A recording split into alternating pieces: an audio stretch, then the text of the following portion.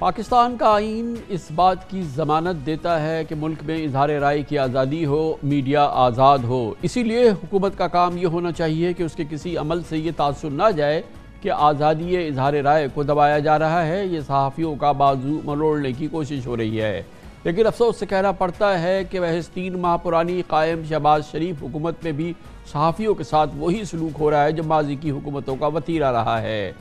گزشتہ روز anchor person اور vlogger Imran ریاض کو پولیس نے اٹک سے گرفتار کر لیا۔ ان کے خلاف غداری کے 17 مقدمات درج ہو چکے ہیں۔ عمران ریاض سابق وزیر اعظم عمران خان کی حمایت میں اکثر ویلاگز کرتے ہیں۔ وہ تحریک انصاف کے سیمینار میں پرجوش تقریر بھی کرتے ہیں۔ اس وقت سوشل میڈیا پر ان کی گرفتاری کے خلاف بے پناہ احتجاج ہو رہا ہے اور پاکستان کا یہ ٹاپ ٹرینڈ ہے کل سے۔ 4 روز قبل سینئر صحافی، معروف سینئر صحافی اور تجزیہ کار دنیا نیوز سے وابستہ جناب ایاز امیر پر لاہور میں دنیا نیوز کے دفتر کے باہر نامعلوم افراد نے حملہ کر دیا تھا۔ ایاز امیر نے اس واقعے سے 1 روز پہلے تحریک انصاف کے رجیم چینج سے متعلق سیمینار میں تقریر کی تھی اور ایاز امیر صاحب کہتے ہیں کہ اس واقعے کا براہ راست تعلق اسی تقریر سے ہے۔ آج سابق وزیر اعظم عمران خان نے چیچا وطنی میں جلسے سے خطاب میں ان حالیہ واقعات پر شدید احتجاج کیا۔ سابق وزیر اعظم عمران خان کا یہ عزم اور حوصلہ یقینی طور پر قابل ستائش ہے، مگر یہ بھی حقیقت ہے کہ ان کے دور میں بھی صحافی تنقید کرنے پر غیر آئینی، غیر قانونی ہتھ کنڈوں کا نشانہ بنے۔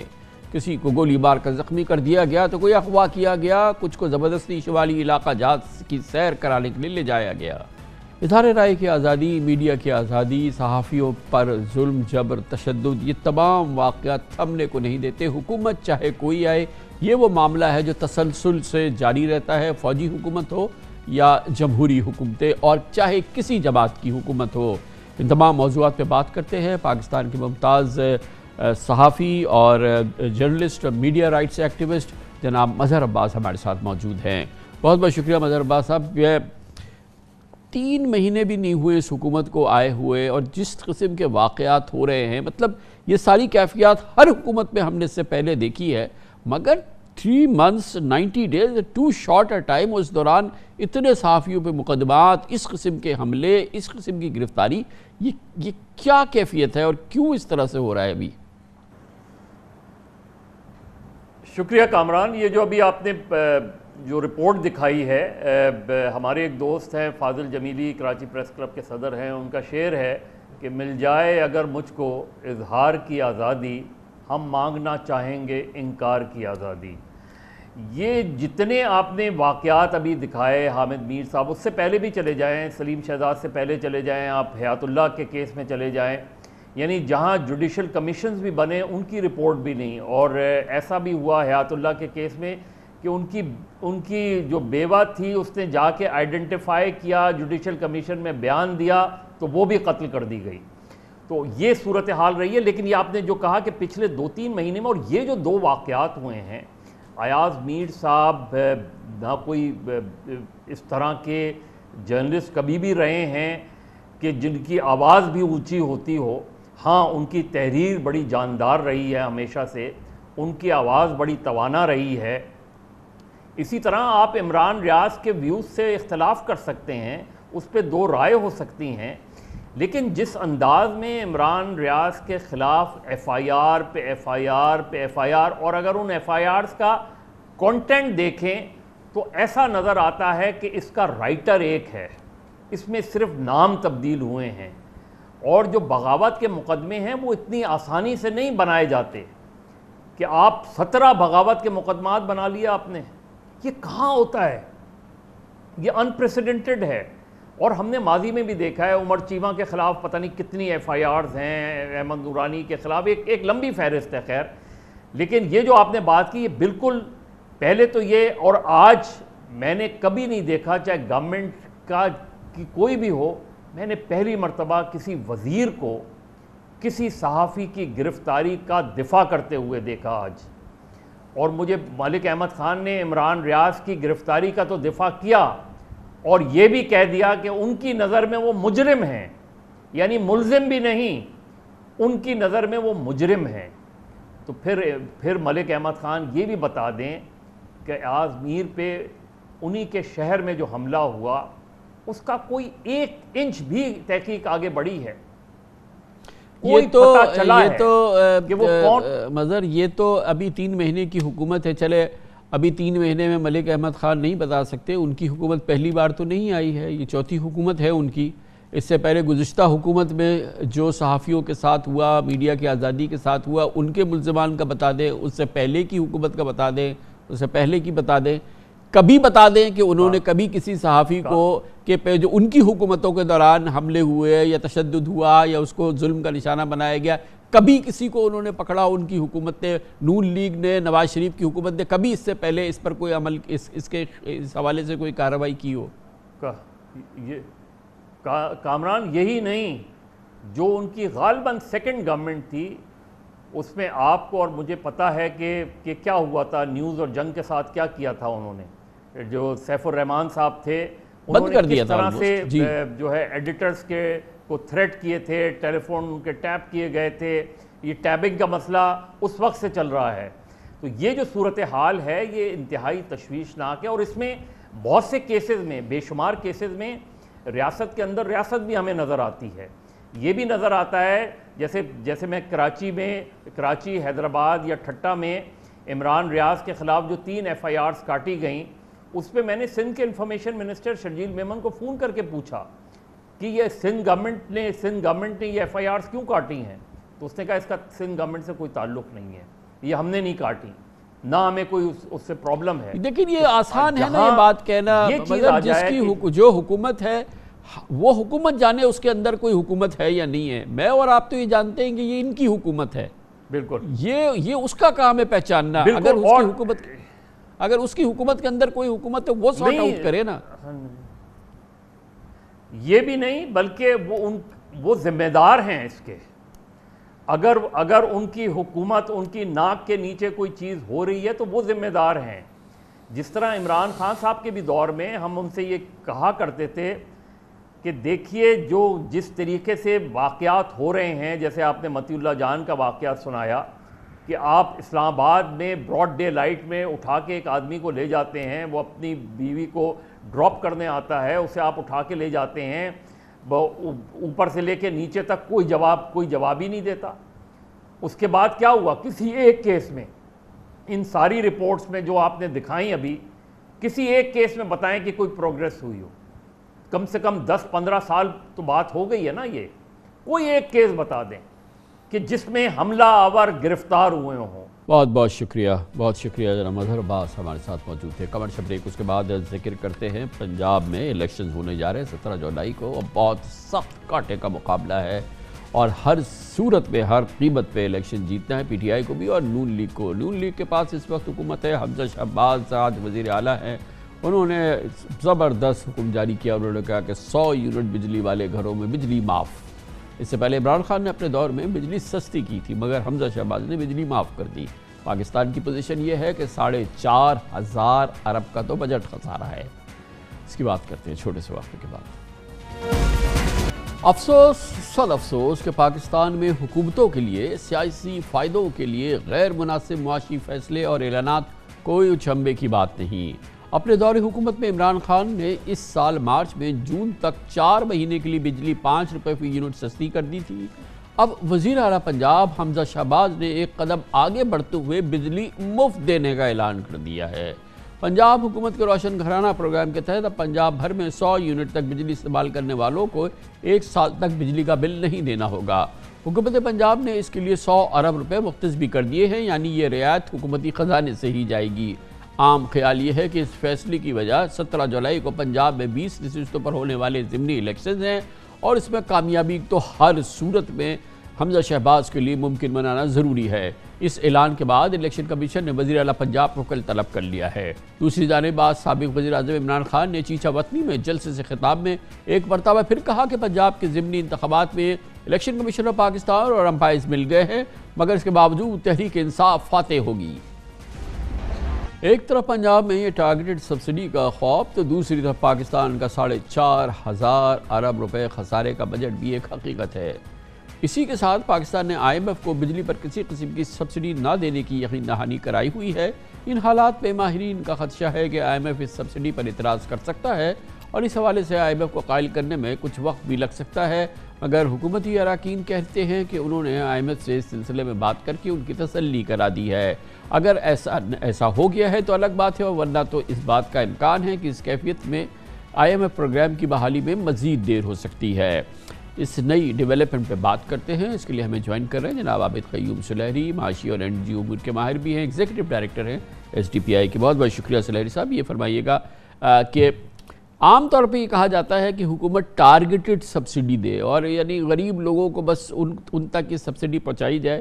کیا اس پیمانے پر یہ جو حکومت پنجاب کا قدم ہے، جس میں کہ وہ 100 یونٹ کی جو بل والے گھر ہیں ان کی بجلی مفت کر رہی ہے، کیا یہ اس پیمانے پہ پوری اترتی ہے، یا یہ کہ یہ ایک ٹپیکل ایک سیاسی شعبدہ بازی ہے؟ جی کامران خان صاحب، یہ ٹارگیٹڈ سبسڈی ہے، لیکن موجودہ جو حالات ہیں جس میں کہ IMF کے ساتھ ابھی اسٹاف لیول ایگریمنٹ نہیں ہوا، اس میں اس کا تھوڑا سا ڈیفرنٹ انداز سے دیکھنا پڑے گا۔ IMF کے ساتھ بجٹ کو ریوائز کرنے کے باوجود آپ کو پتہ ہے کہ ابھی تک اسٹاف لیول ایگریمنٹ سائن نہیں ہو رہا، اور لگ رہا ہے کہ یہ اگست کے پہلے ہفتے تک جائے گا۔ بہت سی اس کی وجوہات ہیں، اور جس میں سے ایک وجہ جو ہے اب یہ انرجی سبسڈی ملے گی۔ IMF کو اس پہ اعتراض نہیں ہوگا، لیکن IMF کو پروسیجرل چیزوں پہ اعتراض ہوتا ہے کہ آپ اگر کنسلٹ نہیں کرتے اور نہیں بتاتے کہ یہ سبسڈی دینے کے لیے ریونیو کہاں سے آئے گا یا کون سے ایکسپینڈیچر کرٹیل کیے جا رہے ہوں گے، تو وہاں پہ IMF کو یقیناً اس چیز پہ اعتراض ہوگا۔ مگر اگر یہ کہا جائے کہ یہ پروونس کو ایلوکیشن ہو گئی ہے سینٹر کی جانب سے، اور یہ پروونس کی ثوابدید ہے کہ وہ اپنی جو اس کے پاس ایلوکیشنز ہیں، جو اس کے ایکسچیکر میں ہے، کہ اس کو کس طرح سے استعمال کرے؟ نہیں خان صاحب، ایسا نہیں ہو سکتا، کیونکہ پنجاب نے آلریڈی اپنا بجٹ پیش کر دیا، اور اس بجٹ میں انہوں نے بڑا کلیئرلی بتا دیا کہ وہ سبسڈیز کہاں پہ دیں گے، کون سے ایسے ان کا اینول ڈیولپمنٹ پلان جو ہے اس میں کیا کیا چیزیں رکھیں گے۔ اب یہ چیز جو ہے یہ چونکہ ایک آؤٹ آف باکس آ گئی ہے، اور آؤٹ آف باکس آنے کی وجہ سے ابھی تک مشن کے جو اراکین ہیں وہ اس پہ کلیریفیکیشن اور تھوڑی سی کلیئرٹی جو ہے وہ مانگ رہے ہیں حکومت کے ساتھ۔ کیا یہ سبسڈی صرف لائف لائن کنزیومر کے لیے ہوگی؟ پنجاب میں جو لائف لائن کنزیومر ہے، ٹوٹل پاکستان میں لائف لائن کنزیومر کو دیکھیں جو کہ 100 یونٹ سے کم بجلی خرچ کرتے ہیں، تو وہ 2.4 ملین گھرانے ہیں، جن میں سے تقریباً 1.5 ملین گھرانہ جو ہے وہ صرف پنجاب میں ہے۔ تو یہ اگر وہ لائف لائن کے علاوہ پروٹیکٹڈ کنزیومر کو بھی اس میں شامل کرتے ہیں تو یہ نمبر جو ہے یہ بڑھ جائے گا۔ تو اس پہ کافی پروسیجرل جو کلیریفیکیشن ہے وہ حکومت کو دینی ہے، اور بتانا ہے کہ اگر وہ اپنے ایلوکیٹڈ اماؤنٹ سے دے رہے ہیں تو پھر کون سی ایسے وہ اخراجات ہیں جن کو وہ کم کر رہے ہیں، یا وہ اپنا ریونیو کہاں سے بڑھا رہے ہیں۔ گو کہ اس کا جو مانیٹری امپیکٹ اگر آپ صرف لائف لائن کنزیومر تک دیکھیں تو بہت زیادہ نہیں۔ ہم نے جو SDPI میں کیلکولیشن کی تو اگر آپ 1.5 ملین گھرانوں کو جن کا کہ 100 یونٹ کا جو بل آتا ہے ایوریج وہ 1000 روپے سے نیچے ہوتا ہے، تو اگر وہ 1000 روپیہ بھی بل مان لیں تو یہ تقریباً 1.5 ارب روپیہ ماہانہ کی سبسڈی بنے گی، اور یہ اس سے صرف 15 لاکھ گھرانے یا 9 لاکھ افراد 90 لاکھ افراد جو ہیں وہ مستفید ہو رہے ہوں گے، اور سال کا اس کا خرچہ 18 ارب سے زیادہ نہیں بنے گا۔ لیکن اگر یہ اس کو پروٹیکٹڈ کنزیومر کے لیے بھی لے کے آتے ہیں تو یہ خرچہ بھی بڑھ جائے گا، اور یہی چیز ہے جس کی کلیئرٹی اس وقت IMF مانگ رہی ہے۔ تو یہ آپ کا جو اس وقت ایگریمنٹ سائن ہونا تھا IMF کے ساتھ وہ یقیناً اس ڈیلے کا شکار ہو جائے گا تقریباً 2 سے 3 ہفتے اس سارے پروسیس کے دوران، جس کا امپیکٹ ہمارے روپے کی ویلیو پہ پڑ رہا ہے۔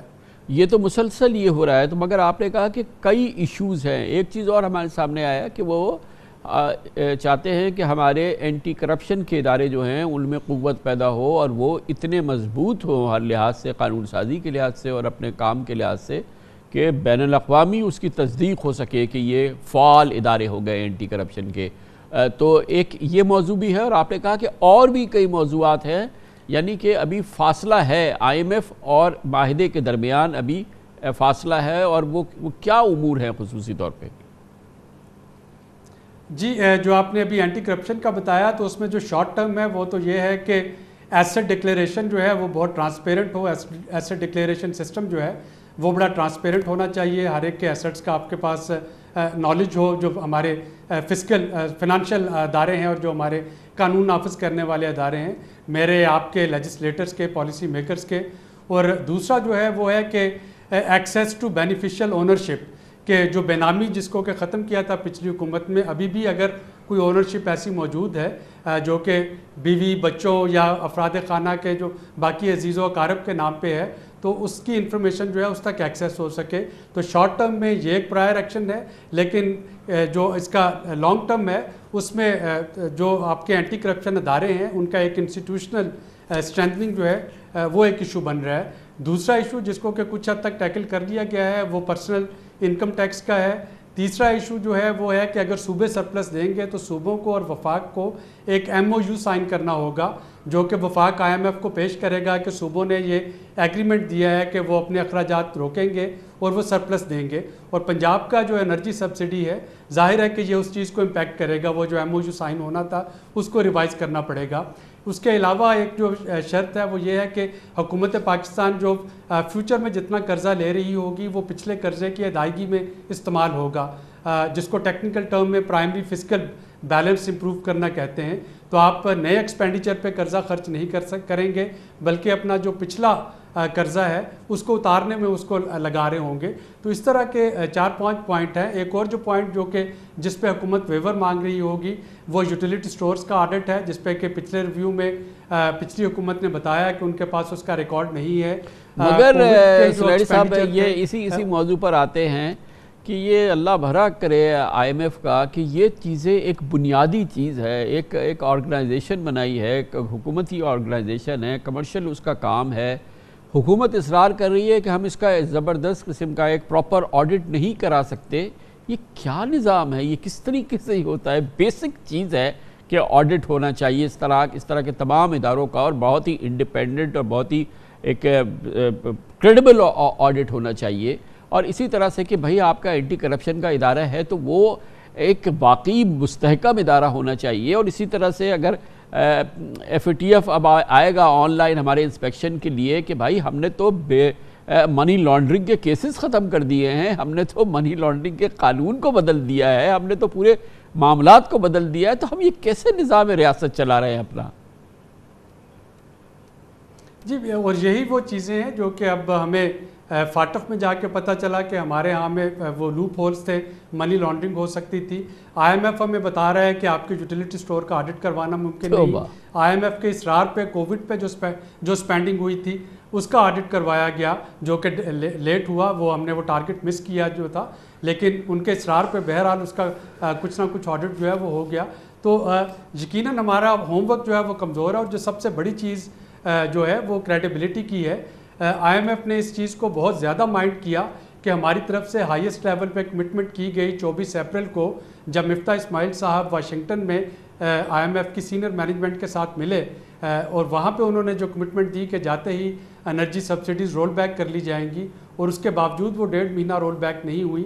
تو حکومت جب اس طرح کے وعدے کر کے، کوئی بھی حکومت ہو، موجودہ ہو یا پچھلی حکومتیں تھیں، تو جب وہ وعدے کر کے پورے نہیں کرتی تو کریڈیبلٹی لوز ہوتی ہے. اور IMF اسی حساب سے آپ کی جو فارورڈ لوڈنگ ہے یا پرائر ایکشن ہے وہ بڑھاتا چلا جاتا ہے. اور اب بھی یہ جو ہے مجھے نہیں لگ رہا کہ یہ اگست کے پہلے ہفتے سے پہلے ہمارا سٹاف لیول ایگریمنٹ، اور اگست کے پہلے ہفتے میں تو اس صورت پہ نا کہ جو ہمیں کرنا ہے ہم نے وہ بحسن خوبی کر لیا. جب ہوگا نا اگست کے پہلے ہفتے تک، نہیں کیا تو پھر کیا اگست کیا ستمبر بھی ہو جائے گا تو نہیں ہوگا.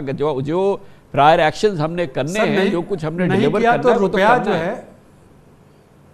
جی سر. ہاں، نہیں کیا تو روپے کی قدر جو ہے وہ گرتی چلی جائے گی. ڈالر جو ہے وہ مضبوط سے مضبوط ہوتا جائے گا، روپے کی قدر گرتی چلی جائے گی. تو یہ ہمارا وہ حال ہوگا کہ ہم 100 پیاز بھی کھا رہے ہوں گے اور 100 ڈنڈے بھی کھا رہے ہوں گے.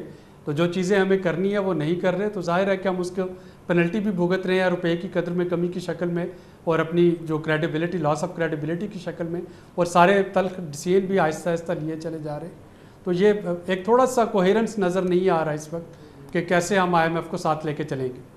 بڑی نوازش. بہت بہت شکریہ جناب عابد قیوم سلیری ہمارے ساتھ موجود تھے. کمرشل بریک اور ضلع نیوز ہیڈ لائنز دیکھے، جس کے بعد ہم اپنے پروگرام کے باقی حصے کے ساتھ واپس آتے ہیں.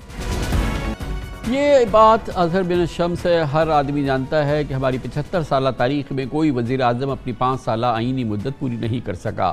ملک کے پہلے منتخب وزیر اعظم ذوالفقار علی بھٹو سے لے کر سابق وزیر اعظم عمران خان تک ملک میں کل 13 وزرائے اعظم منتخب ہوئے، لیکن ہر وزیر اعظم کسی نہ کسی وجہ سے قبل از وقت اقتدار سے علیحدہ ہو گیا۔ دلچسپ بات یہ ہے کہ تقریباً تمام وزرائے اعظم نے کسی نہ کسی دور میں ریاستی اداروں کے ساتھ راز و نیاز کی داستانیں رقم کی، لیکن اپنی حکومت کے خاتمے کے بعد تہلکہ خیز باتیں بتانے کی دھمکیاں دیں۔ ذوالفقار علی بھٹو کی کتاب "اف آئی ایم اسیسینیٹڈ" سے لے کر سابق وزیر اعظم عمران خان کے کل کے قوم سے خطاب تک تمام وزرائے اعظم نے اپنے سینے میں دفن باتوں سے پردہ اٹھانے اور مخالفین کی پول کھولنے سے متنبہ کیا۔ عمران خان نے کل خبردار کیا کہ وہ پاکستان کی وجہ سے خاموش ہے، لیکن اگر پی ٹی آئی اس کے حامیوں کو دیوار سے لگائے گیا تو وہ قوم کے سامنے کئی راز فاش کر دیں گے۔ دلچسپ بات یہ ہے کہ سابق وزیر اعظم نواز شریف بھی سپریم کورٹ سے نااہلی اور حکومت سے نکالے جانے کے بعد اپنے سینے میں پوشیدہ باتیں افشا کرنے کی دھمکیاں دیتے رہے، جبکہ پیپلز پارٹی کی جانب سے سابق صدر آصف علی زرداری بھی ایسی کئی باتوں سے پردہ اٹھانے کے حوالے سے متنبہ کرتے رہے۔ تمام گفتگو ایک ہی کانٹینٹ سیم ہے، صرف شخصیات بدل جاتی ہیں۔ مجھے تو سب پتا ہے کہ کس نے کیا کیا، مجھے پتا ہے کس طرح یہ ساری سازش ہوئی تھی اور کون کون ملوث ہے۔ میں نے ایک ویڈیو بنائی ہوئی ہے، محفوظ جگہ پہ رکھی ہے کہ کون کون کیریکٹرز نے کیا کیا کیا۔ میں چاہتا ہوں میرے ملک کو نقصان نہ پہنچے، میں چپ کر کے بیٹھا۔ لیکن اگر اسی طرح ہمیں دیوار کے ساتھ لگا دیا گیا، میں مجبور ہوں گا، پھر میں بولوں گا، میں پھر سب کچھ قوم کے سامنے رکھ دوں گا کہ کیا ہوا۔ اگر پردے کے پیچھے کی یہ کارروائیاں نہ رکی تو میں یہیں اسلام آباد میں سارے ثبوت اور سارے شواہد قوم کے سامنے رکھ دوں گا۔ گزشتہ 4 سالوں کی کہانی بھی سناؤں گا اور بتاؤں گا کہ یہاں کیا کچھ ہوتا رہا ہے۔ میں بتاؤں گا کہ اب کیا کچھ ہو رہا ہے۔ راز بہت ہے، اس سلسلے میں میں کہتا ہوں کہ ان کو افشا کرنے کے وقت سے پہلے ہم سدھر جائیں۔ ہماری کردار کشی کرنا چھوڑ دو۔ اگر ہم نے آپ کی شروع کی تو کتنے جنرلوں کی شروع ہو جائے گی۔ ہمیں پتا ہے کتنے کورٹوں میں کیس چل رہے ہیں جس میں آپ کے بیٹی بھائی وہ ایکیوزڈ ہیں۔ ان کی لسٹ لے کے جس دن ہم نے پریس کانفرنس کی تو آپ کی اینٹ سے اینٹ بڑھ جائے گی، اور اس وقت میں نہیں چاہتا کہ انسٹیٹیوشن ہمارے کمزور ہوں۔ ہمیں مت تنگ کرو، اگر ہمیں تنگ کرنے کی کوشش کی تو ہم آپ کی بھی اینٹ سے اینٹ بجا دیں گے۔ پاکستان میں تمام حکمراں اقتدار سے علیحدگی کے بعد یہی رونا روتے ہیں، مگر دراصل پاکستان کی سیاست میں کوئی بات صیغہ راز نہیں ہوتی، بلکہ محض الزامات سے شروع ہو کر الزامات پر ہی ختم ہوتی ہے۔ پی ٹی آئی حکومت کو ہٹائے جانے سے قبل سابق وزیر خارجہ شاہ محمود قریشی نے جلسہ عام سے خطاب میں کہا، میں تمہارا وزیر خارجہ ہوں، میرے سینے میں بہت سے راز ہیں، خدا کی قسم چاک کر دوں تو یہ منہ دکھانے کے قابل نہ رہے، لیکن میں ایک حلف کا پابند ہوں اور میں اس حلف کے سامنے پاکستان کو رسوا نہیں کرنا چاہوں گا۔ لیکن میں نے عمران خان صاحب آپ کو گواہ بنا کر کہہ رہا ہوں، قوم کو گواہ بنا کر کہہ رہا ہوں، جو میرے علم میں، جو میرے کانوں میں آواز گونجی، اللہ گواہ ہے، میں نے اپنے کپتان کو بتا دیا یہ منصوبہ کیا ہے، ارادہ کیا ہے، منصوبہ بندی کہاں ہو رہی ہے، کون کر رہا ہے۔ میں اور وضاحت نہیں کرنا چاہوں گا، یہ امانت ہے، یہ امانت ہے عمران، یہ تمہاری امانت تھی، میں نے تمہیں دے دی ہے۔ اب تم جانو اور کون جانے کہ تم قوم کو اعتماد میں کتنا لینا چاہتے ہو۔ اتفاق کی بات ہے کہ اقتدار چلے آنے کے بعد نواز شریف اور عمران خان نے تقریباً ایک طرح کا احتجاجی طرز عمل اور مزاحمتی بیانیہ اختیار کیا۔ دونوں کے گلے شکووں میں بڑی مماثلت ہے، کسی نے قلائی مخلوق کی اصطلاح استعمال کی تو کسی نے نیوٹرل کہہ کر مخاطب کیا۔ دونوں ہی سابق وزرائے اعظم نے عدلیہ سے شکایات میں خود کو نکالے جانے کی تکرار کی۔ دلچسپ بات ہے کہ حکومت کے خاتمے کے بعد نواز شریف کی طرح عمران خان نے بھی اپنے دور کے معاشی استحکام کی خوبیاں گنوائیں۔ ہمارا مقابلہ تو ایک خلائی مخلوق کے ساتھ ہے جو نظر نہیں آتی، اس مقابلے میں پاکستان کے عوام میرے ساتھ ہیں۔ میں اپنے نیوٹرل سے پوچھنا چاہتا ہوں، نیوٹرل کیسے آپ نے ان چوروں کو ملک کے اوپر مسلط ہونے دیا؟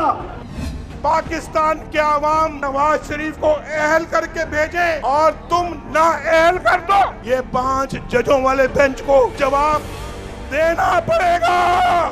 میں پوچھنا چاہتا ہوں اپنی عدلیہ سے، آپ سے پوچھتا ہوں کہ میں نے کیا جرم کیا تھا؟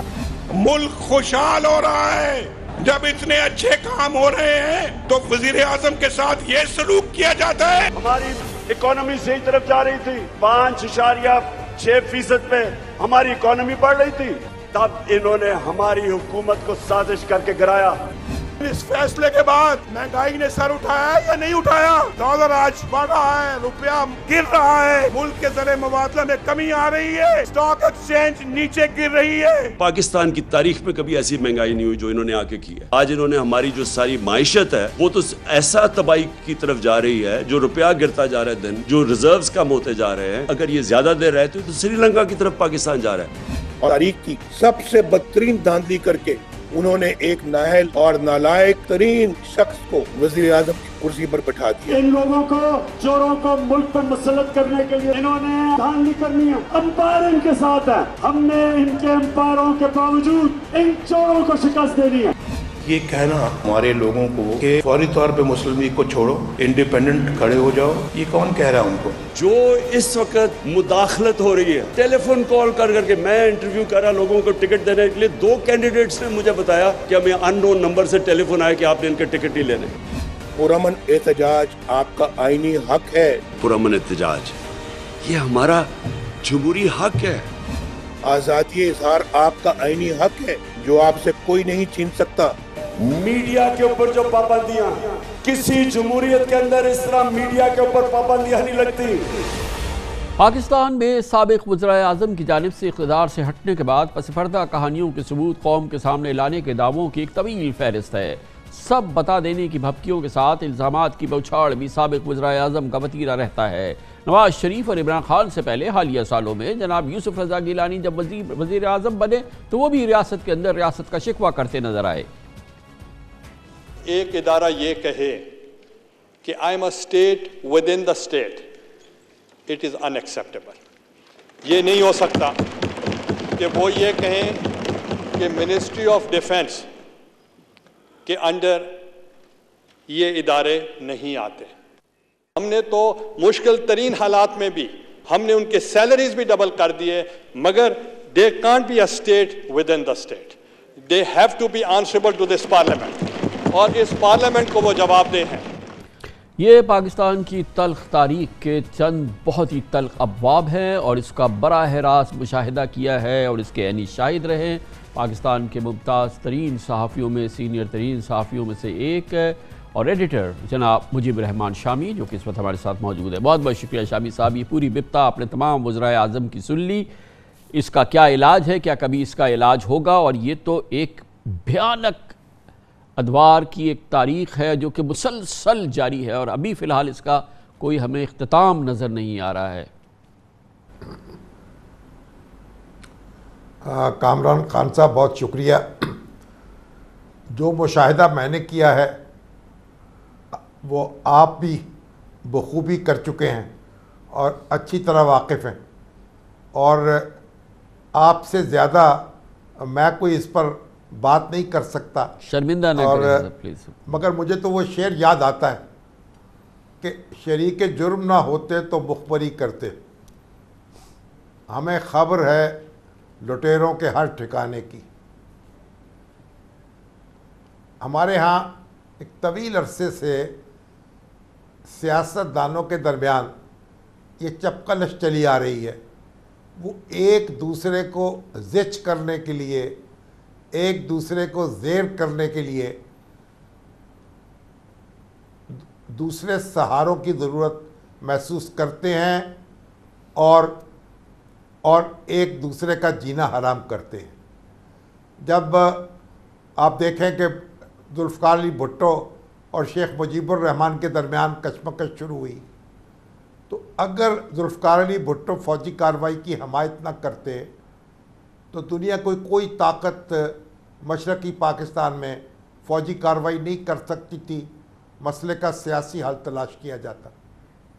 उससे पहले आप देखें जब फील्ड मार्शल अयूब खान के ख़िलाफ़ तहरीक शुरू हुई और वो दस्तूर में तरमीम करने पर आमादा हो गए और पार्लिमानी निज़ाम जो है बहाल करने पर आमादा हो गए और एक तरमीम का मसवदा भी तैयार कर लिया गया, तो उस वक्त उनके जो मुखालिफ थे और जुल्फ़िकार अली भुट्टो भी उनमें शामिल थे, شیخ مجیب الرحمان بھی شامل تھے. انہوں نے وہ فضا پیدا کرنے سے انکار کر دیا اور قومی اسمبلی جو ہے وہ ترامیم نہیں کر سکی اور پھر مارشاء اللہ تک نوبت پہنچی. پھر بھٹو صاحب کے جو مخالف تھے، جو ان کے درمیان دیگا مشتی ہوئی، جو پی این اے کی تحریک چلی، وہ بھی آپ کے سامنے ہے. یعنی اگر پی این اے کے لیڈر اور بھٹو صاحب تھوڑا سا ایک دوسرے کو برداشت کر لیتے تو جنرل ضیاء الحق کا مارشاء اللہ جو ہے وہ ہمیں نصیب نہ ہوتا. اور اس کے بعد آپ دیکھیے جب پرویز مشرف آئے، اس وقت بھی کشمکش جو تھی وہ نواز شریف صاحب کی اور بے نظیر بھٹو کی وہ عروج پہ تھی. اور بے نظیر بھٹو نے جنرل پرویز مشرف کے مارشاء اللہ جو ہے اس کو سہارا دیا اور نواز شریف صاحب پہ سے نجات جو ہے اس پر خوشی محسوس کی اور اظہار مسرت کیا. اس کے بعد جو کچھ بھی ہوتا رہا، مارشاء اللہ ختم ہو گیا، 58(2)B آئی، صدارتی اختیار کے تحت حکومتیں ختم ہوتی رہیں. ہر اپوزیشن نے ہر حکومت کے خلاف صدر پاکستان کا ساتھ دیا اور حکومت کو ختم کیا قبل از وقت. اور آپ یہ دیکھیں یہ سلسلہ بے نظیر بھٹو اور نواز شریف کی کشمکش اور پھر عمران خان اور نواز شریف کی کشمکش یہ مسلسل جاری رہا اور اب بھی جاری ہے. اور اہل سیاست جو ہیں وہ ایک دوسرے کو تسلیم کرنے پہ تیار نہیں ہیں، وہ خارجی سہارے ڈھونڈتے ہیں، وہ ہمارے اداروں کو مجبور کرتے ہیں اور کہ وہ ان کا ساتھ دیں، اور بعض اوقات برراہ رغبت اور بعض اوقات ایک کمپلشن کے تحت ہمارے ادارے بھی اس کھیل میں شریک ہو جاتے ہیں. تو اب تو آپ دیکھیے اس وقت جو ریاست کی حالت ہے اس کی چولیں ہل چکی ہیں. اکانومی جو ہے ہماری وہ گل سڑ رہی ہے. ہم اپنے اخراجات پر قابو نہیں پا سکتے، اپنی آمدن بڑھا نہیں سکے، اپنی آمدن میں گزارا نہیں کر پا رہے. جگہ جگہ کشکول لے کر ہم دوڑ رہے ہیں. حکومت عمران خان کی ہو یا شہباز شریف کی ہو، کشکول دونوں کے ہاتھ میں تھا. جی شاہی صاحب، مگر میں آپ سے چاہوں گا کہ اس پوری کیفیت میں اگر ہم متوازی صورتحال دیکھیں بھارت میں، وہاں پہ یہ صورتحال بپا نہیں ہوئی، بلکہ وہاں پہ جمہوریت مضبوط ہوئی، وہاں پر باقاعدہ نظام بڑے زبردست طریقے سے چلا. حالانکہ وہاں پر بھی ایک زمانے میں کانگریس کی بڑی زبردست گرفت تھی، لیکن اس کے بعد پھر دوسری جماعت بھی آ گئی اور پھر اب باقاعدہ ایک کشمکش ہے. لیکن بہرحال وہ فریق جو پاکستان میں ہر موقع پہ نظر آیا پہلے سے لے کے آج تک جو ہے، وہ کیوں بے اثر کر دیا بھارتی نظام نے اور وہاں کی جمہوریت نے، اور وہاں کی کیفیت جو ہے ہم سے بالکل مختلف کیوں ہے؟ آپ کے نزدیک اس کی کیا وجہ ہے؟ دیکھیں خان صاحب، ایک تو بات یہ ہوئی کہ پنڈت جواہر لال نہرو جو ہیں ان کا عرصہ اقتدار جو ہے وہ بہت طویل تھا اور ان کے سامنے کلیئرٹی تھی کہ انہوں نے کیا کرنا ہے. انہوں نے دستور بنایا جلد از جلد اپنا، اور پھر اس کے تحت اپنا نظام جو ہے اس کو استوار کر لیا. نئی دہلی کی حکومت قائم تھی، کانگریس ایک بڑی تنظیم تھی اور اس نے حالات کو سنبھال لیا. اور انہوں نے ان کا جو پورا سٹرکچر تھا جو برطانوی حکومت نے دیا تھا اس کی انہوں نے حفاظت کی. ان کی انتظامیہ، ان کی عدلیہ، ان کی مقننہ انہی خطوط پہ چلتی رہی. ان کے لارڈ ماؤنٹ بیٹن پہلے گورنر جنرل بنے اور وہ بالکل ویسے ہی گورنر جنرل رہے جیسے ملکہ برطانیہ، اور وہ پنڈت جواہر لال نہرو آل پاورفل تھے. لیکن پاکستان میں آپ دیکھیے ایک تو مسلم لیگ جو ہے اس کی تنظیم جو ہے اتنی مضبوط نہیں تھی، اور پھر آپ دیکھیں قائد اعظم کو مہلت نہیں ملی، وہ 1 سال گزار سکے اس کے بعد دنیا سے رخصت ہو گئے. لیاقت علی خان جو ہیں ان کو شہید کر دیا گیا. نتیجے میں آپ دیکھیے دوسرے وزیر اعظم ہمارے ناظم الدین وہ بجٹ پاس کراتے ہیں اسمبلی سے، اور ایک دن گورنر جنرل جو ہیں وہ کابینہ کے اجلاس کو بلاتے ہیں اور ناظم الدین کو کہتے ہیں کہ آپ استعفیٰ دے دیجئے. وہ کہتے ہیں میں کیوں استعفیٰ دوں؟ انہوں نے کہا نہیں استعفیٰ دینا چاہتے؟ انہوں نے کہا نہیں دینا چاہتا. انہوں نے کہا میں پھر آپ کو ڈسمس کرتا ہوں. اور وہ ڈسمس ہو گئے. یہ تفصیل بیان کی ہے ان کے ملٹری سیکرٹری نے, بریگیڈیئر حامد نواز نے. اور جس وقت یہ کچھ ہو رہا تھا اس وقت ڈیفنس سیکرٹری اسکندر مرزا اور اور کمانڈر ان چیف جو تھے ایوب خان, وہ ملٹری سیکرٹری کے کمرے میں موجود تھے. خواجہ ناظم الدین وزیر اعظم کو ڈسمس کر دیا گورنر جنرل نے, اور وہ بے دست و پا ہو گئے. اور جب ان کے ساتھی تو خواجہ صاحب کے اگلے دن وہ شیروانیاں تلاش کر رہے تھے, وہ وزارتیں قبول کر رہے تھے. تو آپ دیکھیے ہماری جو ہم نے ایک ہماری پارٹی جو تھی مسلم لیگ جو تھی وہ مضبوط تنظیم کے طور پر نہیں ڈلی, اور ہمارے جو لوگ ہمارے پولیٹیشنز تھے وہ تجربہ کار نہیں تھے. نتیجے میں ہمارے ہاں ہر ادارہ جو ہے بے قابو ہوتا چلا گیا, یہاں تک کہ جو بے توقیری وزیر اعظم کے منصب کی یہ جنرل پرویز مشرف کے آنے کے بعد ہوئی ہے, اس سے پہلے تو کبھی ہوئی نہیں تھی. اب نواز شریف صاحب جو تھے جس طرح کی وزارت عظمیٰ انہوں نے کی ہے اپنے تیسرے دور میں, ہم تو دیکھ دیکھ کے حیران ہوتے تھے. اور ابھی یہ جو عمران خان صاحب جو ہیں جو یہ چوتھا دور جو ہے, چوتھا دور جو ہے شامی صاحب, چوتھا دور جو ہے اس کے جو جزیات ہیں, جس انداز سے یہ اقتدار ملا ہے نون لیگ کو یا جناب نواز شریف کی جماعت کو, پھر اس پس منظر کو دیکھے اور پھر جس طرح سے یہ سب کچھ ہوا ہے, اس پہ کچھ حیرانگی ہے آپ کو کہ مسلم لیگ نون کچھ سبق سیکھتی نظر آ رہی ہے آپ کو یا نواز شریف صاحب؟ کوئی سبق سیکھنے کو تیار نہیں ہے. وہی غلطی بار بار دہرا رہے ہیں. اہل سیاست جو ہیں, عمران خان صاحب کو میں نے بار بار یہ عرض کیا, حضور اپنے مخالفوں کے ساتھ کوئی تھوڑا بہت معاملہ تو کر لیجئے. ان کے مخالفوں کو یہ عرض کیا لیکن وہ تیار ہی نہیں ہوئے, وہ ان سے ہاتھ ملانے کو تیار نہیں تھے. جی وہ چور ڈاکو کی گردانی کرتے رہے, اور آج بھی یہی صورتحال برپا ہے. تو جب آپ تیسری طاقت کا سہارا لیں گے, اس کے ذریعے اپنے مخالفوں کو زج کریں گے, تو پھر یہی معاملہ ہوگا. باقی نعرے جو ہیں اصول کے وہ نعرے ہیں, مگر تیسری طاقت کو بھی شامی صاحب اب ہم یہ دیکھ رہے ہیں کہ اس تیسری طاقت کو بھی اور اس کے ذریعے یقیناً پاکستان کو بھی ناقابل تلافی نقصان پہنچ رہا ہے اس دفعہ کی جو صورتحال ہے. تیسری طاقت بھی ہانپ رہی ہے. دیکھیے جو فوج کو ملکی سیاست سے دور رکھنے کی بات اسی لیے کی جاتی ہے کہ اگر فوج بہت زیادہ انوالو ہوگی سیاست میں, سیاست فوج کے اندر داخل ہو جائے گی, اور وہ بڑا مکروہ دن ہوگا پاکستان کی تاریخ کا جب سیاست فوج کو لپیٹ میں لے لے. پاکستانی ریاست جو ہے وہ جس ستون پہ کھڑی ہے وہ سب سے بڑا ستون فوج ہے. تو پاکستانی یہ فوج کی حفاظت جو ہے وہ سب پر لازم ہے. لیکن آپ غور کر لیں جو واقعات ہمارے سامنے ہو رہے ہیں اور نتیجہ کیا نکلا ہے.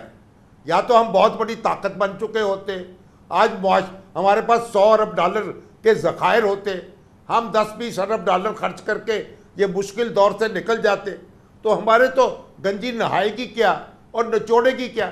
یعنی کچھ وہ جو پنجابی کا محاورہ ہے, پلے نہیں سیر آٹا گاندھی دا سنگ پاٹا, کیا ہماری توقیر رہ گئی ہے. ہمارے ہر ملک ہمارا دوست جو ہے وہ سمجھتا ہے آ گئے مانگنے کے لیے. تو ہم نے یہ ساری کشمکش جو برپا کی ہے اور ہمارے اداروں نے جو مداخلتیں کی ہیں اور جس طرح یہ کھیل رچائے ہیں, یہ کرسیوں کی جو عدل بدل ہوئی ہے, اس سے حاصل کیا ہوا ہے. اب تو یہ سخت بھی باقی نہیں رہ گئی. اب آپ دیکھیے کس طرح کی باتیں کی جا رہی ہیں, کس طرح کے تبصرے ہو رہے ہیں, سوشل میڈیا پہ کیا کچھ کہا جا رہا ہے, رونگٹے کھڑے ہو جاتے ہیں. ملکی سالمیت کے حوالے سے, ملک کے مستقبل کے حوالے سے ہم کتنے پریشان ہو جاتے ہیں جب اس طرح کے معاملات کو دیکھتے ہیں. تو یہ کھیل کہیں ختم کرنا ہوگا نا. جی بڑی نوازش, بڑا دردمندانہ تبصرہ اور تجربہ, اس کا نچوڑ جناب مجیب الرحمان شامی آپ کے سامنے پیش کر رہے تھے, اور بہت ہی نازک معاملہ ہے, بہت نازک معاملہ ہے. خبر شبریک اس کے بعد ذکر کریں گے۔ پاکستان کے لیے خدائی مدد ہی کہہ سکتے ہیں ہم تو اپنی کوشش نہیں کر رہے۔ بہرحال عالمی منڈی میں تیل کی قیمتیں کم ہوئی ہیں، اجناس کی قیمتیں کم ہو رہی ہیں اور بہت تیزی سے کم ہو رہی ہیں۔ خوردنی تیل کی قیمت بھی کم ہوئی ہے، دالوں کی قیمتیں کم ہوئی ہیں اور یقیناً اگر یہ ٹرینڈ جاری رہا تو ہمیں سہارا مل جائے گا، اور یہ سہارا صرف اسی طرح سے مل سکتا تھا۔ ہم نے تو اپنے لیے کچھ کوشش نہیں کی۔ بڑی اچھی خبریں آ رہی ہیں۔ اب دیکھنا یہ ہے کہ جو وعدہ کیا ہے اس حکومت نے اور خاص طور پہ مریم نواز نے کہ جیسے ہی عالمی منڈی میں تیل کی قیمتیں کم ہوں گی پاکستان میں فوری طور پہ پیٹرول ڈیزل کی قیمتیں کم کر دی جائیں گی۔ ان تمام امور پہ بات کرتے ہیں چھوٹے سے وقفے کے بعد۔ انٹرنیشنل مارکیٹ میں خام تیل، پام آئل، زرعی اجناس کی قیمتوں میں بڑی تیزی سے کمی آنی شروع ہوئی ہے، جس کی وجہ سے پاکستان میں بھی پیٹرول ڈیزل، گندم، گھی، کوکنگ آئل، دالیں، دیگر اشیاء سستی ہو سکتی ہیں۔ عالمی کساد بازاری کے خدشے کی وجہ سے عالمی منڈی میں تقریباً 10 ہفتوں بعد خام تیل کی قیمتیں $100 فی بیرل سے نیچے آئیں اور صرف کل کے دن خام تیل تقریباً $10 فی بیرل سستا ہوا۔ آج اب سے کچھ دیر پہلے تک تیل کی قیمتوں میں مزید کمی آئی۔ امریکی WTI کی قیمت $96 فی بیرل ہو گئی ہے، جبکہ برٹش برنٹ آئل سستا ہو کر اب $99 فی بیرل ہے۔ ایک عام پاکستانی کا مطالبہ ہے کہ $123 فی بیرل والا خام تیل اگر $100 سے بھی سستا ہو گیا ہے تو پاکستان میں بھی پیٹرول اور ڈیزل کی قیمتوں میں فوری اور بڑی قابل ذکر کمی ہونی چاہیے۔ دوسری جانب روس میں گندم کی کٹائی کے آغاز اور یوکرین کے زرعی علاقوں میں راہداری ملنے کے باعث عالمی سطح پر اناج کی قیمتیں بھی ٹوٹنا شروع ہوئی ہیں۔ آج شکاگو مرکنٹائل ایکسچینج میں گندم کی قیمت 4 ماہ کی کم ترین سطح پر ہے، جبکہ مکئی اور سویابین گزشتہ 5 ماہ کی کم ترین سطح پر۔ اس وقت عالمی منڈی میں گندم 24% اور مختلف دالیں 20% تک سستی ہوئی ہیں۔ پام آئل کی قیمتیں تقریباً آدھی ہو گئی ہیں۔ 4 ماہ کے دوران ملیشیا اور انڈونیشیا کی منڈی میں پام آئل اپنی بلند ترین سطح سے لگ بھگ 48% سستا ہوا ہے۔ اس لیے پاکستان میں بھی خوردنی تیل اور گھی کی قیمتیں فوراً گھٹنی چاہیے۔ پاکستان جیسا ملک جو سالانہ $16 ارب سے زائد کی پیٹرولیم امپورٹس کرتا ہے مصنوعات، جس کی غذائی اجناس کی امپورٹس بھی $9 ارب کے لگ بھگ ہے، اس کے لیے عالمی منڈی میں خام تیل اور کموڈٹی پرائسز میں کمی آنا کسی غیبی مدد سے کم نہیں۔ اہم بات یہ ہے کہ بین الاقوامی شپنگ لائنز کے کرائے بھی 25% سستے ہوئے ہیں۔ انٹرنیشنل مارکیٹ میں قیمتوں میں کمی کر پاکستان میں کیا اثرات رونما ہو سکتے ہیں، یہ ایک بہت ہی اس کے سیر حاصل رپورٹ تیار کی ہے ہمارے نمائندے خصوصی حماد عالم قریشی نے۔ کبھی کے دن بڑے تو کبھی کی راتیں۔ خام تیل درآمد کرنے والے ملک پاکستان کے لیے پیٹرولیم مصنوعات کی عالمی قیمتوں میں اضافہ درد سر تھا، لیکن پچھلے 1 ماہ میں خام تیل کی قیمت $122 سے کم ہو کر $100 فی بیرل کے قریب آ گئی۔ گویا تیل کی قیمتوں میں تقریباً 20% کمی مقامی سطح پر پیٹرول اور ڈیزل $30 لیٹر تک سستا کر سکتی ہے، اور سفری لاگت میں کمی سے اشیاء کے ریٹ بھی نیچے آ سکتے ہیں۔ بین الاقوامی سطح پر آسمان سے چھوتے اجناس کے بھاؤ میں اب زبردست کمی آنا شروع ہو چکی ہے۔ عالمی منڈی میں پام آئل کی قیمت 4 ماہ میں $1877 فی ٹن سے کم ہو کر $965 فی ٹن کے قریب آ گئی، جس کی وجہ سے آئندہ چند ماہ میں کوکنگ آئل $200 فی لیٹر سستا ہو سکتا ہے۔ لینڈڈ کاسٹ جو را مٹیریل کی ہے وہ تقریباً $308 کلو تک پہنچ گئی ہے، جس میں گورنمنٹ کو تقریباً $71 کلو اس وقت ٹیکس مل رہا ہے، اور تقریباً $195 کلو جو پرائس کا امپیکٹ ہے وہ آئے گا، کیونکہ یہ شپمنٹ جو ہے وہ اگست میں ہوگی اور سپتمبر میں اس کا مال آئے گا۔ صرف یہی نہیں، عالمی منڈی میں گندم جو 16 مئی کو $438 فی ٹن کی بلند ترین سطح پر تھی، آج $331 پر ٹریڈ ہوتے دیکھی گئی۔ گزشتہ 1 ماہ میں مختلف دالوں اور دیگر اجناس کے نرخ بھی تیزی سے نیچے آ رہے ہیں۔ کابلی چنا $1300 سے کم ہو کر $1100 فی ٹن ہو گیا ہے۔ مسور کی دال 1000 سے کم ہو کر $780 فی ٹن۔ کالا چنا 680 سے کم ہو کر $620 فی ٹن کی سطح پر آ چکا ہے۔ ٹریڈرز کا کہنا ہے کہ آئندہ چند روز میں ہول سیل میں مختلف دالیں بھی 20% تک کم ہو سکتی ہیں۔ دالوں کی آئٹمیں جتنی بھی ہیں وہ انٹرنیشنل بازار میں ریٹ کم ہو رہے ہیں اور اس کا امپیکٹ ہول سیل پہ آنا شروع ہو چکا ہے۔ گندم پہ کنٹرول کرنے کے لیے ضلع بندی کو ختم کر دیا جائے، کیونکہ ضلع بندی ہوتی ہے تو کراچی میں جو مال آتا ہے اس پہ رشوت ستانی کا بازار بہت گرم ہوتا ہے، جس میں ہر ڈپارٹمنٹ شامل ہو جاتا ہے، اور یہاں $91 میں فائن آٹا اور چکی کا آٹا $105 بک رہا ہے۔ اجناس و خام تیل کی قیمتوں میں کمی کے ساتھ خوش نصیبی کی بات یہ ہے کہ عالمی معاشی سستروی کے خدشات نے شپنگ کے کرایوں کو لگام ڈالی ہے۔ فریٹ فارورڈرز کے مطابق گزشتہ 2 ماہ میں شپنگ لائنز کے کرایوں میں 25% تک کمی آ چکی ہے۔ یورپ سے کراچی 20 فٹ کے کنٹینر کا کرایہ 4000 سے کم ہو کر $3000 ہو گیا۔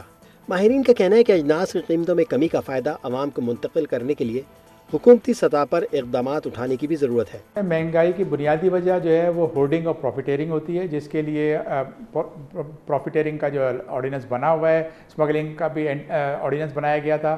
حکومت کو اس وقت اس کو استعمال کرتے ہوئے جو ہے اس کی جو اب جو کموڈیٹیز کی پرائسز کم ہوئی ہیں اس کا ریلیف پاس آن کرنے کے لیے کوشش کرنی چاہیے، کیونکہ پنجاب میں بھی اور سندھ میں بھی پی ڈی ایم کی حکومت ہے، اور اس پہ آپ دیکھیں کہ غریب عوام کی جیبوں سے جو مہنگائی کے ذریعے تو پیسہ اربوں روپے نکال لیا گیا، لیکن اب جب قیمتیں کم ہوئی ہیں تو اس کا ریلیف بھی اس کو پاس آن ہونا چاہیے۔ خام تیل سمیت اجناس کی قیمتوں میں کمی سے نہ صرف کھانے پینے کی بنیادی اشیاء سستی ہوں گی بلکہ بجلی اور گیس کے نرخوں میں آئے روز کے اضافے کو بھی بریک لگ سکتا ہے۔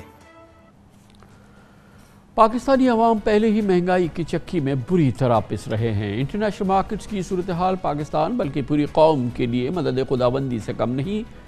سٹی گروپ نے پیشگوئی کی ہے کہ اس سال کے اختتام تک خام تیل کی قیمت $65 فی بیرل تک ہو سکتی ہے، جبکہ 2023 کے آخر میں خام تیل $45 فی بیرل کی سطح بھی پہنچ سکتا ہے، جس کے بالواسطہ اثرات گیس، بجلی اور LNG کی قیمتوں پر بھی پڑیں گے۔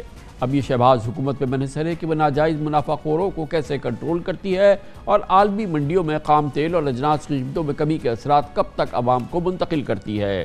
مسلم لیگ نون کی نائب صدر مریم نواز نے عوام سے ایک جلسہ عام میں بہت بڑا وعدہ کیا ہے اور یقیناً عوام اس سے بہت خوش ہے کہ عالمی منڈی میں تیل کی قیمت $1 بھی کم ہوئی تو وزیراعظم شہباز شریف عوام کو فوری طور پر اس کا فائدہ منتقل کر دیں گے۔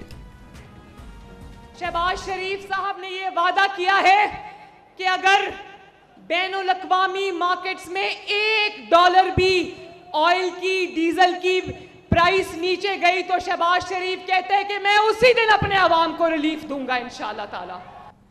آج پبلک اکاؤنٹس کمیٹی نے حکومت سے پیٹرولیم مصنوعات کی قیمتوں میں $50 لیٹر تک کمی کی سفارش کی ہے۔ پی ایس سی کے چیئرمین نور عالم خان نے توجہ دلائی کہ خام تیل کی قیمت میں 20% کمی آ چکی ہے، جس پر حکومتی رکن شیخ روہیل اصغر نے کہا کہ ہو سکتا ہے حکومت پیٹرول ڈیزل کی قیمتوں میں مزید اضافہ کرنے کے بجائے لیوی اور سیلز ٹیکس میں ایڈجسٹمنٹ کر لے۔ اب اس پوری صورتحال پر بات کرتے ہیں، حکومت اس پورے معاملے کو کس طرح سے دیکھ رہی ہے، کس نہج پہ آگے بڑھے گی۔ اس کے لیے ہمیں جوائن کر رہے ہیں جناب ڈاکٹر مصدق ملک، وزیر مملکت برائے پیٹرولیم۔ بہت بہت شکریہ مصدق ملک صاحب۔ یہ فرمائیے گا کہ سب سے پہلے تو سب سے امپورٹنٹ بات کہ دو ٹوک بات کی مریم بی بی نے کہ جیسے ہی عالمی منڈی میں پیٹرول اور ڈیزل کی قیمتیں کم ہوں گی، $1 بھی کم ہوئی تو شہباز شریف اس کو فوری طور پہ منتقل کر دیں گے۔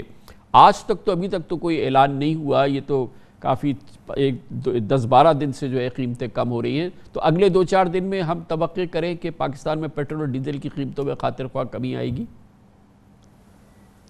دیکھیں، پاکستان میں جو تیل کی قیمت ہے اس کا تعین قانونی طور پہ ایک خاص طریقہ کار سے کیا جاتا ہے۔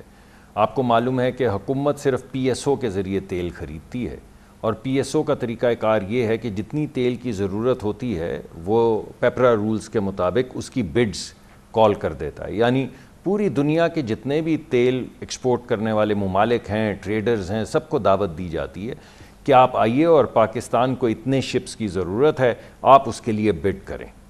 وہ جو 15 دن میں جتنی بھی بڈز آتی ہیں، اور آبویسلی ہر ٹینڈر میں صرف اس کو دیا جاتا ہے ٹینڈر جو سب سے سستا تیل بیچنے کو تیار ہو، تو 15 دن کی ایوریج جو قیمت ہوتی ہے وہ اگلے 15 دن کے لیے مقرر کر دی جاتی ہے۔ اب یہ خام تیل کی قیمت نہیں، یہ ہماری پیٹرولیم پروڈکٹس کی جو قیمت ہے میں ان کا ذکر کر رہا ہوں، ڈیزل کی یا پیٹرول جسے ہم ڈلواتے ہیں اس کا میں ذکر کر رہا ہوں۔ تو انشاءاللہ جیسے جیسے بین الاقوامی منڈی میں مندی آتی چلی جائے گی، ہمارے ہاں جو کمپیٹیٹیو بڈنگ ہوتی ہے، جو سب سے سستا تیل خریدنے کی آسان ترین طریقہ کار ہے، اس میں اس کے اثرات جو ہیں وہ آنا شروع ہو جائیں گے۔ تو 15 دن میں جتنا بھی تیل PSO نے لیا ہوگا اس کی جو اوسط ہوگی وہ اگلے 15 دن کے لیے تیل کی قیمت مقرر کر دی جائے گی، اور اس طرح جیسے جیسے بتدریج بین الاقوامی سطح پہ قیمتیں نیچے آئیں گی ویسے ہی انشاءاللہ تعالی گویا کہ یہ جو مریم بی بی کا بیان ہے یہ تفصیلات ان کی معلومات میں نہیں تھی، اس کو ہم فی الحال ایک سیاسی بیان سمجھے کہ جس دن ختم ہوگی اسی دن وہ شہباز شریف قیمت منتقل کر دیں گے، تو یہ فی الحال اس کو ہم ایک سیاسی بیان سمجھیں؟ جی نہیں، میں نہیں سمجھتا یہ سیاسی بیان ہے. انہوں نے بات وہی کی جو میں نے کی، میں نے آپ کو اس کا طریقہ کار بتایا کہ منتقل اگر آپ نے مندی منتقل کرنی ہو، آپ چاہتے ہوں کہ جو فائدہ ہے بین الاقوامی قیمتوں کا وہ عوام تک منتقل ہو، تو اس کا یہ طریقہ کار ہے. کیونکہ ملک ہمارا قانون ہے نا، انہیں یہ بات معلوم ہے، لیکن انہوں نے کہا یہ ہے کہ ہر 15 دن کے بعد جیسے جیسے بتدریج قیمت نیچے آتی چلی جائے گی، ہر 15 دن کے وقفے کے بعد انشاءاللہ قیمت نیچے. مطلب جی ہاں مگر وہ اسی دن کا مطلب اوگرا جی میں بتاتا ہوں سر. اس کا طریقہ کار یہ ہے کہ اوگرا نوٹیفائی کرتا ہے وہ پرائس پچھلے 15 دن کی، تو جس دن وہ پرائس آئے گی اسی دن وہ پرائس نوٹیفائی کر دی جائے گی. چلے مگر بہرحال اصل بات یہ ہے کہ یہ فرمائیے گا کہ اب بڑا امتحان آنے والا ہے حکومت کا. ایک تو یہ کہ جو آپ کو ورثے میں صورتحال ملی وہ یہ کہ انٹرنیشنل کموڈیٹی مارکیٹ پہ پرائسز جس سے پاکستان پر پوری قوم پر بے پناہ بوجھ پڑا ہے، جس کی وجہ سے وہ ناقابل برداشت بوجھ تھا، اور اب اللہ کے فضل و کرم سے اس میں بہتری آ رہی ہے. اب ہوتا یہ ہے پاکستان میں کہ جب یہ بہتری آتی ہے تو وہ پوری طرح سے عوام کو منتقل نہیں ہوتی. یہاں پہ ریاست کا اور حکومت کا کام ہوتا ہے، اور آپ لوگ بہت تجربہ کار لوگ ہیں، آپ کی حکومت بہت تجربہ کار ہے، نون لیگ کی بڑی تجربہ کار حکومت ہے. اب ہوگا آپ کا سخت امتحان کہ اب جیسے خوردنی تیل کی قیمتیں جو ہیں وہ آدھی رہ گئی، جو گیہوں کی قیمتیں ہیں وہ کم ہو رہی ہیں، دالوں کی قیمتیں کم ہو رہی ہیں تیزی سے، اور یہ پیٹرول ڈیزل کی قیمتیں بہت تیزی سے کم ہو رہی ہیں. یہ عوام کو منتقل ہو، مہنگائی کا بوجھ کم ہو، یہ تمام صورتحال نظر ہو، یہ بڑا امتحان ہے آپ کا. شہباز شریف صاحب بہت محنتی ایڈمنسٹریٹر ہے، اس حوالے سے کیا تیاریاں ہے آپ کی؟ ایک سیریس نوٹ پہ بات کرتے ہیں. جی دو چیزیں میں آپ کے سامنے پیش کرنا چاہوں گا. ایک تو ہوتا ایسے ہے کہ جب بین الاقوامی سطح پہ تیزی آ رہی ہو تو لوگ ذخیرہ اندوزی شروع کر دیتے ہیں. یعنی اگر آپ کو یہ یقین ہو کہ آج جو آپ نے چیز 100 روپے کی خریدی ہے یہ 150 روپے کی ہو جائے گی تو آپ کیا کریں گے؟ آپ ذخیرہ اندوزی کر لیں گے. اور اس کے لیے شہباز صاحب جیسا کہ پنجاب میں بھی کرتے رہے ہیں، اور اب بھی انہوں نے حکم جاری کیا ہے تمام صوبوں کو کہ ذخیرہ اندوزی کے اوپر بھرپور ایڈمنسٹریٹو طریقہ کار سے ان کو روکا جائے ذخیرہ اندوزی سے، اور اگر کچھ کرنے سے کوئی ایسی حرکات کرنے سے ہورڈنگ سے باز نہیں آئے تو ان پہ مقدمات درج کیے جائیں. مگر جب مارکیٹ مندی کی طرف آ جاتی ہے تو رجحان مختلف ہو جاتا ہے. یعنی اگر آپ کو یہ یقین ہو کہ آپ نے جو چیز 100 روپے کی خریدی ہے یہ 80 روپے کی رہ جائے گی تو آپ فوری طور پہ اس کو بیچتے ہیں. تو مندی کی مارکیٹ میں جو کہ جس کا آپ نے آج تذکرہ کیا بڑے بھرپور انداز میں آپ اپنے ابتدائیہ میں، اس میں ذخیرہ اندوزی کی گنجائش بہت تھوڑی رہ جاتی ہے. اور اگر آپ کمپٹیشن کو مارکیٹ میں لے کر آئیں، جو کہ ہماری ہمیشہ کوشش ہوتی ہے، تو پھر ہر ایک کو یہ پتہ ہوتا ہے کہ میں نے مال اگر اس وقت اپنے رکھا گودام میں تو یہ ہو سکتا ہے 100 روپے کا مال کل 90 کا رہ جائے تو آج ہی بیچو. تو اس میں ایک ریس لگ جاتی ہے بیچنے والوں میں کہ کون جلدی بیچتا ہے، اور اس کے ذریعے یہ بہترین طریقہ کار ہے جس کے ذریعے وہ فائدہ جو بین الاقوامی منڈی میں آپ کو ملتا ہے وہ عوام تک منتقل اور تجربے کے نفسیاتی عوامل ہیں، اور اس میں تجربہ بھی شامل ہے. بالکل صحیح ہے. نہیں مگر یہ دیکھیں آپ نے جو ابھی جی ہاں مگر دیکھیں ہمارا بڑا تلخ تجربہ رہا ہے. مثال کے طور پہ ایک زمانے میں کووڈ کے بعد تیل کی قیمتیں بری طرح سے کم ہوئی تھیں، اور پاکستان میں پھر پیٹرول کی قیمتیں جو ہیں عمران خان کی حکومت نے تیزی سے کوئی 25-30 روپے لیٹر کم کر دی تھی. مگر جو انفلیشن اس دوران ہو گئی تھی اس پہ کوئی اثر نہیں پڑا. ایک عجیب سے ہمارے یہاں جو یہ نظام ہے، یہاں پہ آتی حکومت اور اس کا پھر طریقہ کار اور پھر اس پورے نظام کو سمجھنا اور اس کو پھر ایکسیکیوٹ کرنا.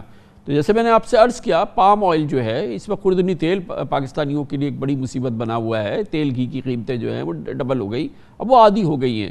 یہ میں نہیں ایکسپیکٹ کر رہا کہ کل ہو جائیں گی. مریم بی بی اس پہ نہ کہہ دے کہ کل تیل گھی کی قیمتیں بھی کم ہو جائیں گی، لیکن یہ منتقل ہونا جو ہے اور اس کو پھر ایک ایکسیکیوٹ کرنا کہ یہ باقاعدہ اس میں کوئی منافع کا عمل نہ رہے، یہ اس کے لیے بہت بڑا امتحان ہوگا آپ کا.